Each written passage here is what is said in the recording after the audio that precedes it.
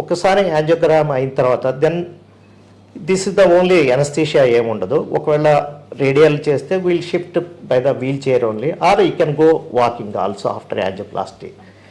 ఇంకొకటి ఏంటంటే if you are doing from the గ్రాయిన్తో చేసినప్పుడు ఏంటంటే ట్రాలీలో షిఫ్ట్ చేసి ఈ ఫిమరల్ చేయటం వల్ల ఏంటంటే 8 గంటల వరకు మనం కాలు మూవ్ చేయకూడదు, ఎందుకంటే బిగ్ బ్లడ్ వెజల్, దాంతో హెమటోమా రావటం, బ్లీడింగ్ రావటం, ఇవన్నీ కాంప్లికేషన్స్ ఉంటాయి.